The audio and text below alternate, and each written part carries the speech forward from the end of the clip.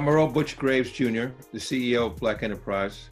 Welcome to an all-new video series called From the Corner Office. Each week, I'll explore some of the nation's most pressing issues relevant to African Americans. And I'll do it through my candid conversations with today's most influential business leaders and newsmakers. No doubt we're living in unprecedented times with extraordinary challenges tied to COVID-19, where we've lost more than 100,000 lives, mounting racial tensions, police brutality, protests, and outrage sweeping across our country over the police killing of George Floyd in Minneapolis. It's all taken an unrelenting and disproportionate toll on Black lives, our health, our community, and our businesses. Joining me today are two exceptional leaders, helping us to examine the issues and to offer strategic solutions to help Black businesses move forward. Robert Smith is the founder, chairman, and CEO of Vista Equity Partners, the investment firm he founded in 2000 with a sole focus on investing in software companies. He has since built Vista into one of the top performing private equity firms globally with over $52 billion in cumulative capital commitments, overseeing more than 60 portfolio companies that employ more than 70,000 people worldwide. Taken together, Vista is the fifth largest enterprise software company in the world. As such, Vista has been named the #1 company on the Black Enterprise list of top private equity firms for the past decade and was recognized as our 2013 Black Enterprise Financial Service Companies of the Year. Ranked among the Forbes 400 list of wealthiest Americans, Robert is one of the nation's leading philanthropists. He donated $20 million to establish the Smithsonian's National Museum of African American History and Culture, signed the Giving Pledge, a commitment for our country's wealthiest individuals to offer the majority of their net worth to address some of the society's greatest challenges, and last year captivated the entire world by announcing that he would pay off the student loan debt for the entire 2019 Morehouse College graduating class. Our second guest is a dear friend of the Graves family. He's a distinguished theologian and an unyielding advocate for economic equity and social justice. Reverend W. Franklyn Richardson is a senior pastor of the historic Grace Baptist Church in Mount Vernon, New York, and chairman of the Conference of National Black Churches, comprised of the national leadership of the 8 largest historically Black denominations, representing more than 80% of African Americans nationwide, a combined membership of over 15 million people and 30,000 congregations. Through his great compassion, intuitive reason, unyielding commitment, and incisive mind, he has galvanized a myriad of groups to tackle such issues as criminal justice reform, environmental justice, gun violence, and voter education, as well as provided counsel to major corporations and other organizations. Robert and Reverend Richardson are here to talk about a game-changing partnership related to the SBA's Paycheck Protection Program, or PPP, to keep Black businesses on track during the COVID-19 crisis and beyond. Please welcome Robert and Reverend Richardson. Gentlemen, thank you for joining me. Delighted to be here, Butch. Happy to be here, Butch. Good to see you. We're going to get started. Before we get started too far along in the conversation regarding the payroll protection plan, I think we would be tone deaf to not somewhat address what is, unfolding as we speak right now regarding what has happened with George Floyd and being effectively murdered by these police officers. It's not just one incident, it's a number of incidents that have boiled over into where we are today. But I would like to get each of your perspectives on, the pandemic of racism, as I call it, that we're facing today, and what do you think is going to transpire and happen out of this, hopefully in a positive way, that could try to move this country forward? Well, I think that, thanks for having me on, Butch. I have a very great regard for the legacy and work that you all do at Black Enterprise. It's quite a credit to our community, and you have helped us to get a long ways. I think there are two things that I'm concerned about. I think that, first of all, this is an opportunity for people who are not Black to speak up. We have unfortunately had such silence in America by white corporate leadership, by white people in other places, that they have been silent when something should have been said long ago about what's happening in the criminal justice system, what's happening in corporate America in terms of the diminishing presence on boards and CEOs. There is a rampant racism available for anyone to see. So I think that this is an opportunity for people who are for justice, who have just kind of been quiet and silent, to speak up. It's also an opportunity for African Americans to be very cautious that we don't participate in our further demise. We first of all, we can't afford to tear the places down that we live in. We cannot afford to execute violence. And we also have to call out those forces that are trying to take our experience and manipulate it into an opportunity to destroy our communities and the places where we got to go shop and the places we got to go survive. So I think that those two things are really critical in the long moment. Certainly in this immediate moment, there's the issues of justice as it relates to the criminal justice system. We certainly have got to answer this. We've got to listen to the young people. Their voices are very important to hear. Yet we've got to be figuring out what kind of action are we going to take as a community to try to get this thing on right. And I think your illustration of metaphor of the pandemic is clearly a powerful illustration of how we ought to approach trying to get out of this. Reverend Richardson, as usual, I think you hit the nail on the head. It's exactly right in terms of what we're facing and how we need to think about a response. You know, as a young man growing up, facing racism day to day, but also embracing a time in America where there was hope and optimism about a turning of the corner of the relationship between African Americans and other Americans. You know, I lived my life with a fair amount of optimism that over the last week or so has been challenged quite dramatically to see not just George Floyd murdered in front of our eyes, and now 3-4 billion people have seen that, but to see the lack of an appropriate response by the justice system in handling those officers, that has led to a condition that has now turned into a crisis.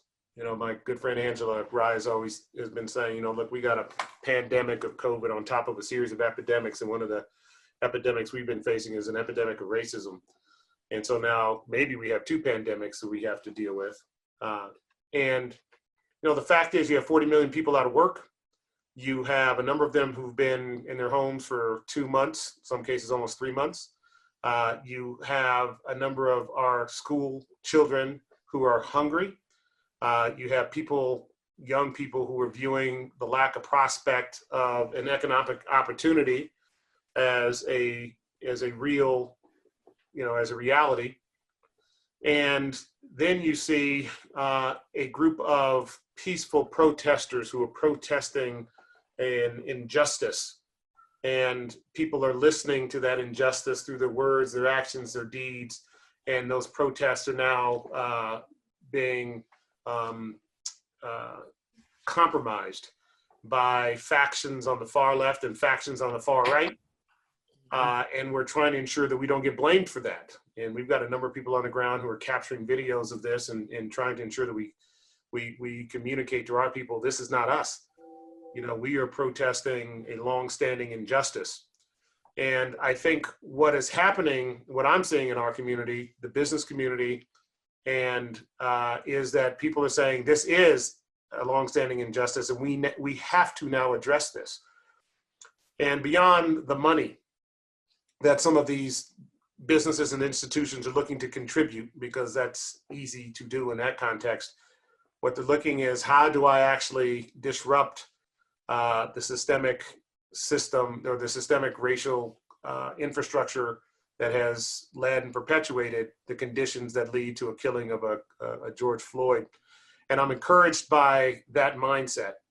I'm also encouraged by people saying, how do I engage with the community, the African-American community that is grieving? And how do I engage in a meaningful way, not just writing a check to an organization, but to talk to people and share the experiences that they have in a way, and share them with their families. I've received countless letters about that. And I think that is how you start to change the hearts and minds of Americans who have distanced themselves from people unlike themselves, which has led to a lack of understanding of others. We'd love to get your guys' point of view on specifically what action do you think that corporate America can take to specifically address this? Corporate America mixed with, and not just corporate America revenue, because you advise a number of corporations as well, to put people that look like us in jobs of responsibility so that we can take care of our own and do those things and not be just dependent upon what are handouts. But you will know that we've been involved in this struggle of diversity with African Americans in corporations. And what I have seen in the last 15 years is a moving away from the accomplishments the consciousness that we have built in corporate America has been diminishing for the last 10, 15 years. I think the statistics will bear out that there are less Blacks in CEO positions, there are less Blacks on boards, they're back there from the whole level up, from the lowest job to the C-suites. They have shifted the attitudes of corporations. I'll never forget, and I hate to bring this up, but I'll never forget when we were able to help transform PepsiCo, for instance, and got them on. Your dad was the leader of that, and we got PepsiCo on track, and it started to move in the right direction. So much so that an Indian woman could become CEO. She was elected CEO and met with us, and the first thing that she said, "I'm not going to be a poster child for minorities or for diversity." That was her word, for diversity, and that is what she did. And all that work at PepsiCo as did for inclusion went out the door. So I don't know if I think that we cannot just depend on the corporations having the good heart to do the right thing. We've got to somehow organize our economic resources in a way that is threatening to the corporations to not perform according to that. And so I think somehow we got to find a way. How do we insist? Because for a moment they'll come in and they'll give these grants and they'll do this, but they will revert back unless we have the capacity to keep the pressure on. And so I think that's an important piece of this. Yeah, I don't disagree. That one of the pillars should be, holding corporate leaders, boards, accountable for ensuring that there is meaningful developmental opportunities for executives of color and African Americans in particular to advance through the ranks. There is an awareness dynamic, of course, but then there's frankly an action dynamic that we need to insist upon. But one of the things that I focus on is, and Butch, your father, and who is just a brilliant entrepreneur and rest his soul, inspired so many of us without knowing it, probably, and maybe he did, in being an entrepreneur, in starting a business for our people that thrived and thrives. And when I think about African Americans, the vast majority of our businesses, sole proprietorships, B, they're businesses that we started to serve our communities. And to me, the right answer is to fulfill the opportunity across the entire spectrum of the smallest of businesses to the largest of corporations of opportunity for us. And that means driving capital into our community, effective investment capital that is managed by our people for the businesses that we know. I'm not saying exclusively, but the businesses that we know, kind of point one. Point two, continue to drive what is the next generation of opportunity in business generally, which is technology, as one of the forefronts of our efforts. Teach and train our people, our kids in STEM education, utilize their innate talent, creativity, abilities, genius to drive new sets of business services, not only for our community, but for all communities. And then ensure that we hold accountable the largest of the public and private companies that if we are going to consume your services or your goods, that we need to see some reflection of that, not just one or two at the board or one or two in senior management, but throughout the organization. And oh, by the way, if you don't know how to do that, we should build the businesses that show you how to do that. Yes, yes. And enable you to be successful as a next generation, new generation business that understands how to reflect the communities that are your customers in the employees that are providing those goods and services. I think we have to, and we have the capacity to be very comprehensive in our analysis and comprehensive in our delivery of these sort of solutions. I start with internships. You know, we've launched a program last year, InternX, and the whole point is bringing STEM educated interns from college, started HBCUs, now over 10,000 students, and now we'll get into high schools, that we now plug into corporations, small businesses, et cetera, enabling them the experiences of not only working at corporation, but the experiences of working with people that don't look like them, and enabling those corporations to also work with African Americans who otherwise wouldn't have had a shot because they didn't go to the same school that they went to, which is how a lot of that selection process works. And also gives them a chance to start to evaluate candidates freshman, sophomore, junior year, as opposed to getting, you know, a 4-hour interview, and that's going to be determinant as to whether or not they work at that company. And I think, again, managing a comprehensive approach like that at least handles what I call the early part of one's career, and then we have to address, you know, the mid-level and the promotional dynamics of training and mentorship and, you know, sponsorship and all of those, and a lot of these words that have been used in the corporate environment for some time. But when I actually see the actual numbers, they actually haven't been as effective as when I entered the corporate world 30 years ago as the word is today, just based on the numbers in senior management. So Right. Being more organized, thoughtful, comprehensive, and utilizing technology as a way to manage scorecards and, you know, key performance indicators around companies. And then to the Reverend's point, to the extent we think that the bargain, the social bargain that we are having with those corporations is not being fulfilled, we have the ability to call them out on it and use economic power to force a change. And I think we are in a position now to be able to do those sorts of things more so than we ever have in the past, because we've got, fact of the matter is, full-time information all the time, available to all of us all the time. So it's really just a function of the organizational capacity that we can bring to this effort. And it's critically important because it's going to mean the survival. I mean, I think it's like 90+% of African Americans work in a small business. And so we need to ensure that those small businesses are effective, efficient, and are able to fulfill their greatest purpose and mission in providing the goods and services to the customers that they have. And we have the tools to enable that. So we need to be comprehensively thoughtful about all of those things. Robert, I know your work in this whole this field of, and we've been working together on this pension funds. I mean, there's the whole issue that African Americans have money and it's placed in these retirement funds, but our investors like you and others don't have access to those resources. Again, the very money that our people put up, given their retirements, used to gentrify Harlem, move grandma out of her house. And so not only is it those kind of things, it's this whole idea of a system that continues to cripple us at every level, and take even our own money and use it against us to destroy our communities. Right, Reverend, that's a great point. And one of the efforts that we're pushing is beyond the state pension plans, which employ a lot of African Americans in the 16 states where we have, you know, fairly high concentrations of workers, where we got a fraction of the actual allocation for those dollars to the private equity and venture capital funds, which, oh, by the way, when you look at our numbers, we easily outperform non-African American or Latino firms in aggregate over 10 years.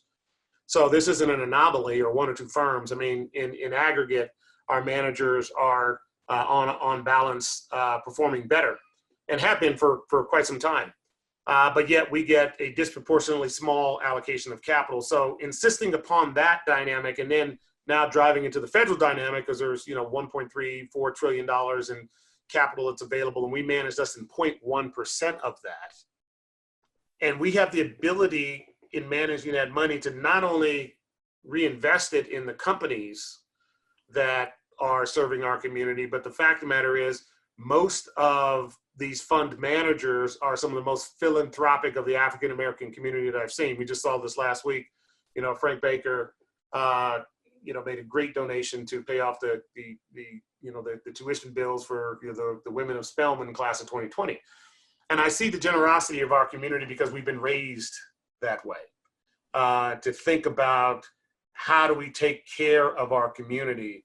But we need the virtuous cycle of access to capital and redeployment of capital, return of capital, so that we can keep that virtuous cycle moving effectively through our community to improve the quality of life of all members of our community, not just some. And I think we are very effective at doing that because we are caring, compassionate people.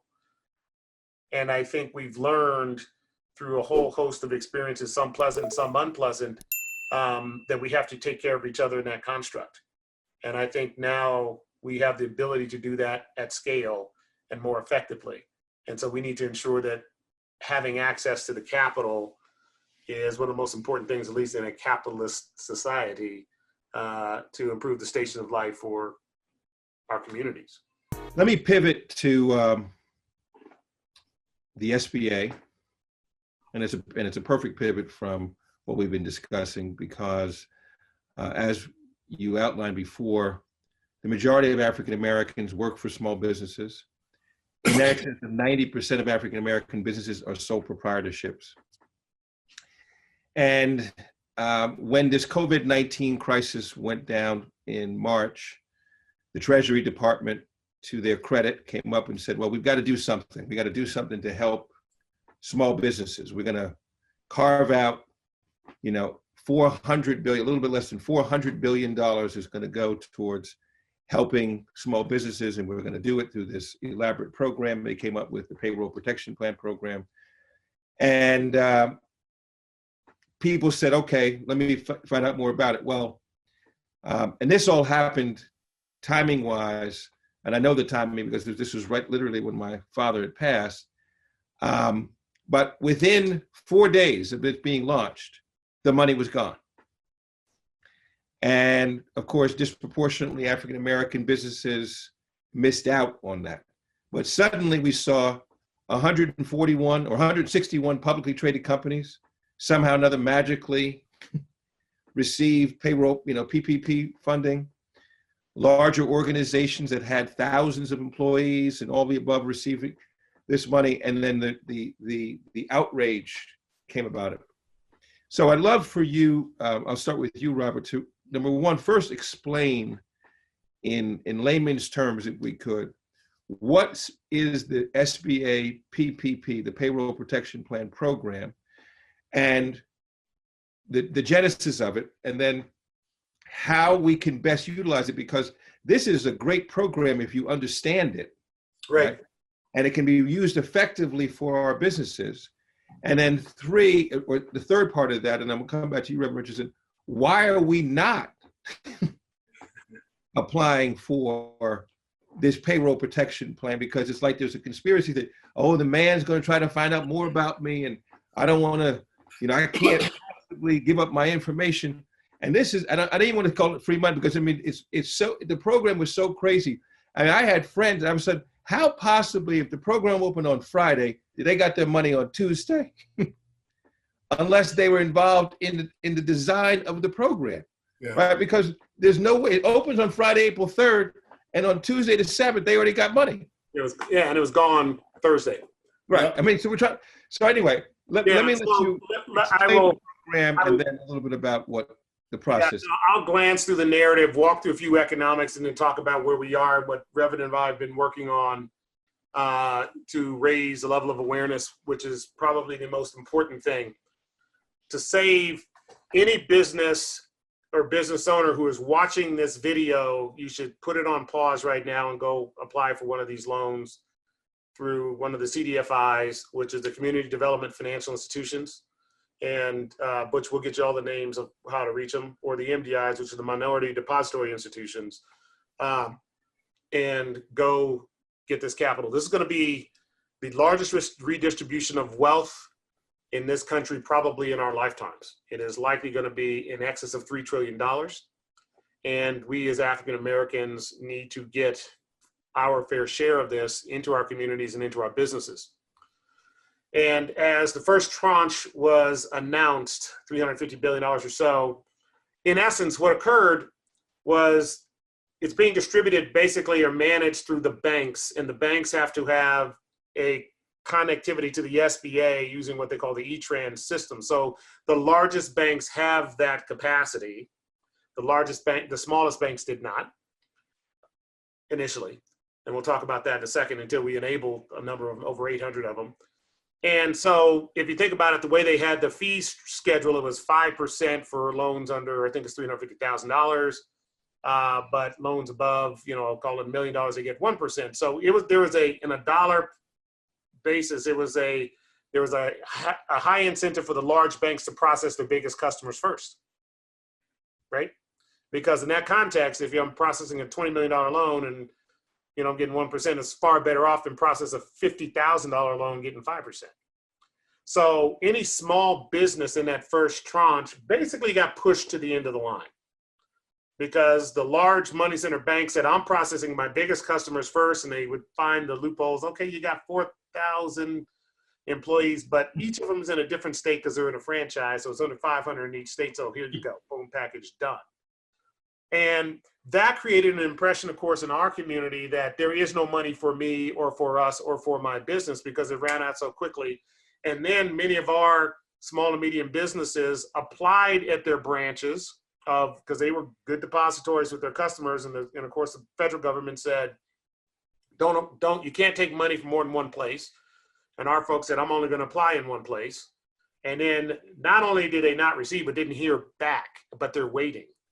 They're waiting because they've been through this so many times. If I applied somewhere else, I got kicked out of the program because I applied somewhere else. Whereas, non-African-American businesses didn't necessarily, abide by those same constraints. I know that for a fact because there are a number of them that I know that applied for multiple. But once you got your number, once you applied with this SBA, then you could not receive any more money. But people were going through multiple channels.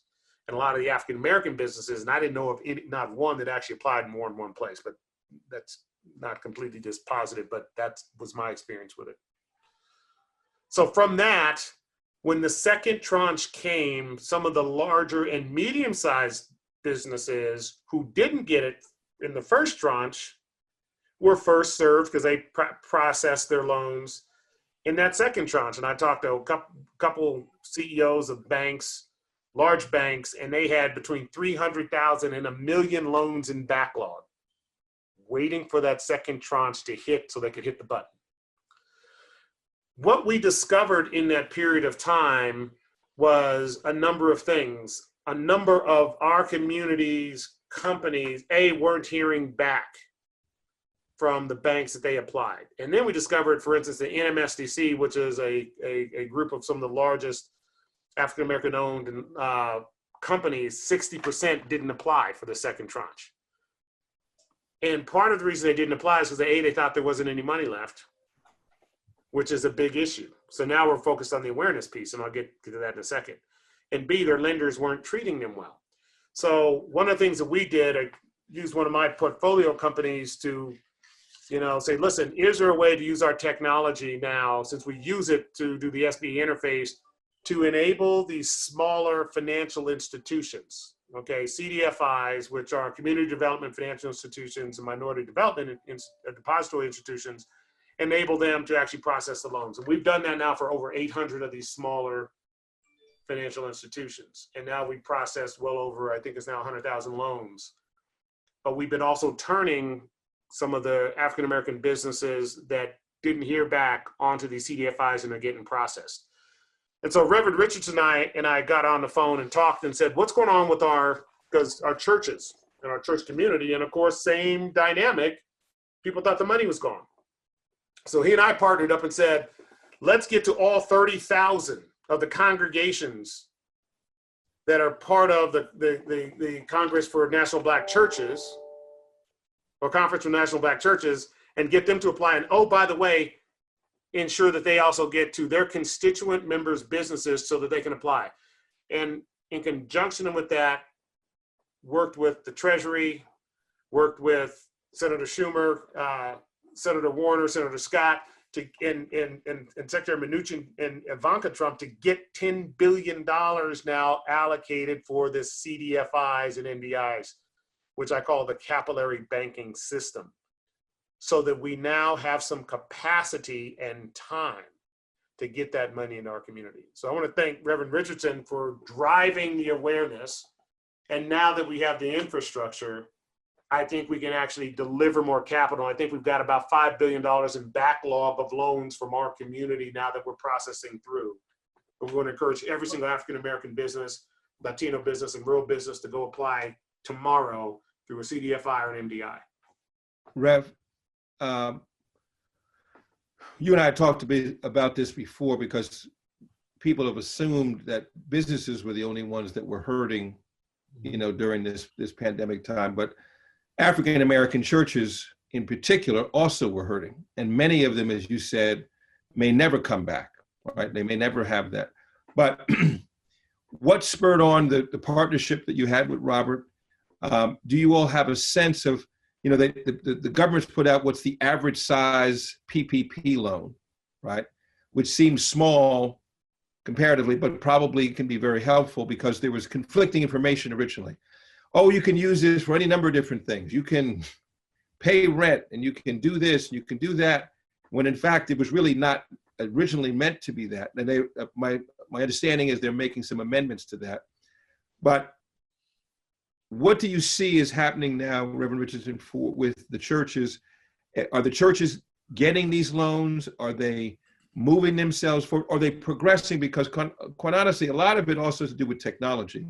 And do you have the infrastructure? Because if you don't have a payroll system in place, it's very hard to be able to prove to government that you, in fact, if you've not been filing your tax forms correctly and all the above. So there are some infrastructure issues as well. But what's happening in our institutions, that these 30,000 congregations across the country, and are we in shape to be able to save many of them? Much of the congregations, a large segment, won't qualify because of the way they handled their responsibility. All right. Many of them are 1099 businesses. They're not large, and they're intimidated by the process, intimidated by the government, spooked by the government looking in on them. So there's going to be a segment that we have to not consider. But there are many congregations that are with payrolls and accountable that did not, and I talked to them even this week, pastors who didn't even know that they could still get the money. There's this thought that all the money's gone. So you got to disfranchise that, because there's that. The other thing is the churches are not just, when Robert and I talk about, we're not just talking about the churches for the church's sake. We're talking about the churches as a conduit to small businesses, getting the word out to small businesses. No, most small business people belong to some church, some Black church. And if the pastor gets up and starts talking about there's money for your SBA, for your beauty shop even, and for your whatever business you have is available, then that's how we get this word out. The church is a wonderful communications vehicle for the African-American community, because we can reach our people. There may be 30,000 people, but granularly, there are multiple millions of people that come to churches on Sunday, and they come every week. So it's a tremendous vehicle for communicating a larger message. Maybe many churches won't get it, but many churches are getting the money. And when we started out, they first came out saying that the churches had to be 501c3s. Well, that kind of put a block. I went and talked to Sharpton and Schuber and we said, you can't eliminate all the churches with only 501c3s, because you also have always given churches grandfather clause, where a church doesn't have to be a 501c3 to get exemption. So we met with the Internal Revenue and they agreed. And so now any church that can show that they are a religious organization and have some presence, they can get the money. So it's not no 501c3, they get the 501c3 benefit just because they've been a church.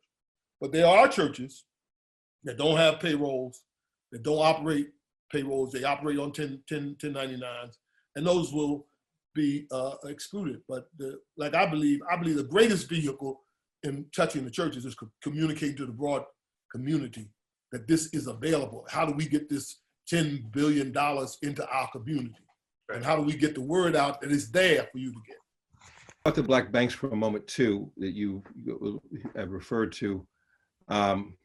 We have seen, as we analyze over the past 20 years, and we do our annual list of the BE 100 companies, both in financial services, automobile dealerships,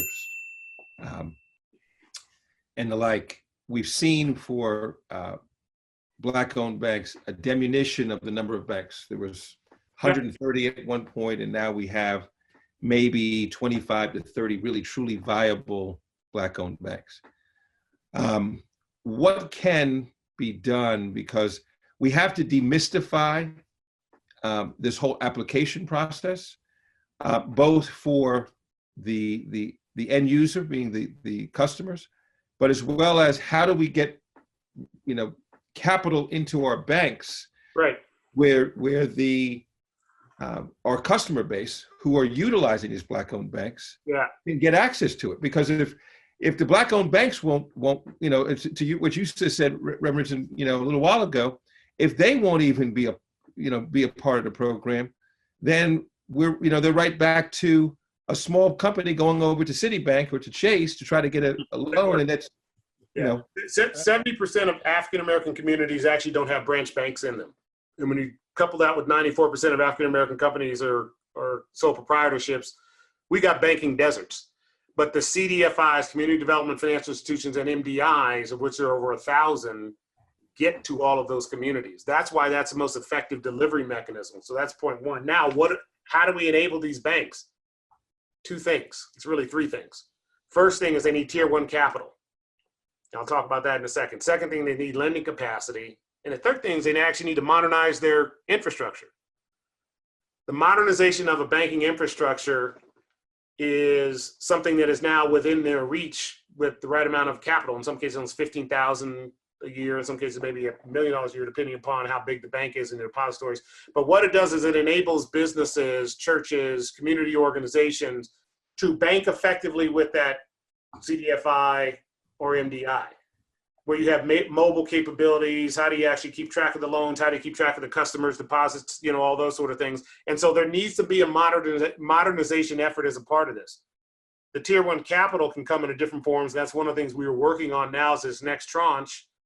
Tier one capital gives them the second part, which is the lending capacity. If you get $10 billion of tier one capital into those banks, that's $100 billion in essence, kind of 10 to 1 of lending capacity that we can now drive into these small, medium businesses with banks who know those customers. And oh, by the way, those MDIs, their default rates are actually lower than FDIC rated banks because they know those customers.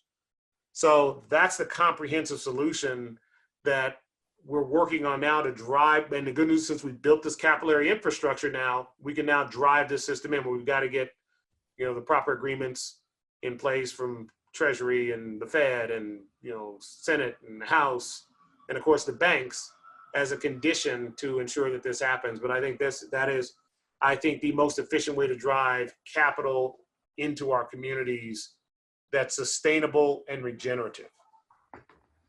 Rev, I'm going to ask you another question. I'm going to pivot it just a little bit more to the employees of many of these small businesses, because one of the things that has been a challenge, and we faced it in our own business, or one of our businesses, is they have a program now that's available for you if you're unemployed. So you get state unemployment, then you get this federal check that comes in at $600 a week in addition to what you get for unemployment. So now there's a disincentive, right? So you have employees who say, wait a minute, if I don't work at all, I'm gonna make $900 to $1,000 a week for staying home and doing nothing. Or you're offering me the opportunity, you want me to come back to work, and I'll get paid less money to work full-time than I will if I do nothing and stay at home. Now, obviously that's not a long-term plan, but it has been a plan and has been a discussion. Would love to get your, because I'm sure many of the people who are your congregants and people you speak to all the time, and young people, have this sense that this is my way of gaming the system. Let me do this and not work. I've actually had people who ask me, can you lay me off? Because if you lay me off, I can then go and apply for unemployment and actually make more money not working than working, and breaking down the psychology of not working versus having a job. No, first of all, I've not had much encounter with that. You know, most of the people come to me, they're trying to get a job, and they got one, they try to hold on to it because they know that the payroll thing, when that's over, the guy ain't gonna hire, you ain't gonna hire him back. If you let him go and lay him off, you're not letting him come back. So I think it's a short-term plan, and it's foolish. But I understand how people get attracted and always trying to slick the system. But I think we got 40 million people unemployed in this country. We got a real big problem of employment. If you can hold on to a job, if you have a job, that's the most sacred thing you have right now. And you got to try to hold on to it. And so I disadvise anybody for trying to come up with that kind of scheme. It's short-term. It lacks integrity. It's all messed up all around. Yeah. The only thing I'd add to that is, you know, people, work is more than a paycheck. It provides dignity. It provides purpose, and it provides, if done properly, an opportunity to express oneself. And I think human beings need that. You know, I've kind of worked all my life, like probably most of you, in some cases, and you know, there's great joy in being able to do a job well. And you know, most people that I know, yeah, there may be in some cases short-term thinking, but most would rather have a full-time employment where they are valued and they are treated fairly, and you're treated like everyone else in that construct, and have the opportunity to express their best selves in their work. And you know, I think that's just a human trait that no matter, you know, this whole idea of, you know, income for doing nothing, I think is just a bad idea, because I think it erodes part of what makes us human, which is the desire to contribute. Rev, your thoughts? Well, virtual, this COVID has really, you know, empty churches. And what I found myself, you know, I inherited the old model of a church, you know, come to church, come to a building activity. COVID put me in a place where I had to create a new church. And we are building now a virtual church. And the virtual church that we built in the last 3 months, we had some remnant of it early on, but the virtual church we built in the last 3 months has outperformed the physical church. You know, I saw at Grace on Sunday mornings, 2,500 people in 3 services.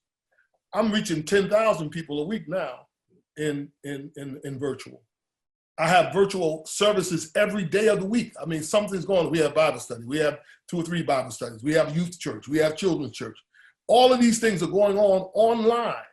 And then I am meeting with the leadership more intensely than I did before, because it's not physical meetings. I'm meeting with the leadership of the church once a week, and other components other weeks. And so we're touching people more than we ever touched people. We're connecting to them. They were in the pews before. Now we are in touch with them. We got data that lets us know who's sick, when they're sick, where they're sick, how long they've been sick, who else. So it's changed. The church will never go back to being what it was. Mm-hmm. The church will have a physical component, but it will continue to have a virtual component, and it's transformative. And it was forced on us. You know, churches wasn't lining up trying to do this. COVID forced us to either become relevant or die. Right, that's it. And that's what we had to do. Right, and that's what we've seen, frankly, in many of our, you know, Black-owned businesses, where we've seen auto dealerships disappear, media companies disappear, and the like, who have just refused to invest in technology, and have suffered in the consequences, because, and I had heard that statistic, Robert, but I will borrow it, which is those that have invested in technology have a 650% higher ROI than those that have not. is startling, right? But those are the things that we need to hear. Those are the things that our corporations need to hear, what have you. We're at the, you guys have been very generous, gentlemen have been both generous with your time, but I wanted to sort of ask a question, which is somewhat of a loaded question, but it's really a political question. Both of you are very involved in politics, have been helpful to a number of different senators and the like in their election process. But now we're coming up upon a very important election in November. And without getting into the specifics of, are we supporting this congressman or this senator or this presidential candidate, what have you, I would love for you to be able to reach out and say and talk to the audience about the importance of them voting and why it's so important and what is going to be the impact of them not voting, because there's this sense that why vote? Because if I vote, nothing changes. And that's a dangerous position to be in. So I'd love for you to both give some encouragement to not just the Black Enterprise audience, but the African-American audience as a whole as to, hey, voting is important, why it's important, and what you see as being the power of that vote for us as a people as we move forward, and the needs that we have that you all have outlined in the past hour. Well, offline, Robert and I just got finished talking about how critical, nothing's more critical at this hour than this election coming up in November. And if you don't believe it, look at the changes in policies that have happened since the last election and prior to the last election. Policies that affect African-American life, that affect our children, the very climate that has created this fusion of explosion that has occurred. We have limited access, the rise of hate, the rise of racism, the emboldenance of racists has increased, and the things that affect our communities have been diminished by the policy. So I mean, I don't. Anybody who says that voting won't make a difference is disconnected from the reality of these times. It seems like to me that the management of COVID, the violence and the protests that are capturing our country at this hour, all point to a need for a new direction, a new way of being America. And that new way of being America is not going to happen with old leadership. It's going to have to happen with people getting involved who haven't been involved. And we got to find the avenues for that to happen. But I don't think there's anything more important than mobilizing our communities and people of goodwill to vote this year and to make sure that their vote is counted. And so I think we ought to be starting on this yesterday. We're behind in terms of preparing our people for. Well, gentlemen, both of you make us all very, very proud. As my father used to say, you're both willing to walk in harm's way to make sure that there's opportunity for others. And that's what we need to have. We need to have people who are not just, getting themselves through the door, but keep that door pried open for the next generation and the next group. And both of you are doing an outstanding job with that. I appreciate you taking the time to meet with me in our initial From the Corner office and providing the insight and information that our Black-owned businesses need to get involved with the payroll protection program, to get involved with SBA, to get access to capital and capital inside of our communities, which is so important to our growth and survival. And I hope many of the people who are watching this will do just as you said, right? Will hang up from this Zoom call and immediately get to their financial institution and apply and get a portion of this transfer, this wealth transfer, which is probably a once in a lifetime wealth transfer. Mm-hmm. to benefit our community overall. So thank you all both very much. And I'm going to send you both an email later today of a post that I did regarding the pandemic of racism.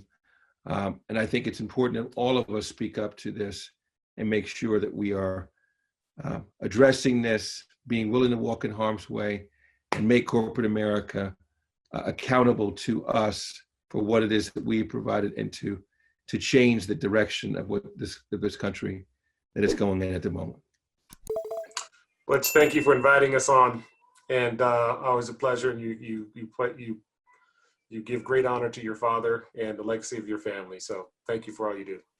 And thank you, Butch. I'll tell you that your father formed Black Enterprise in another era, but it is no more vital and necessary in this era than it was then.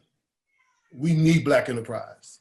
And we need the focus of stimulating our entrepreneurs and business. And you have that legacy, and Black Enterprise is very important to the future of African-American people in this country. And I wish you well. Thank you.